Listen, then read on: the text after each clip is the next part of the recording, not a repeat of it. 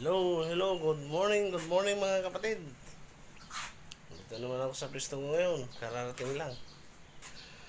Galing sa bahay. Maaga kong pumasok kasi magluluto din ako ng pagkain dito sa pwesto ko. Magandang umaga sa ating lahat, mga kapatid. Grabe.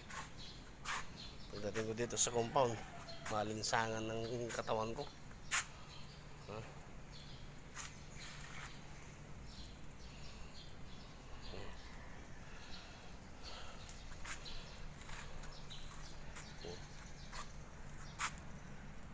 Ito ang pwesto ko. Ayan, mga kapatid. Gasoline station.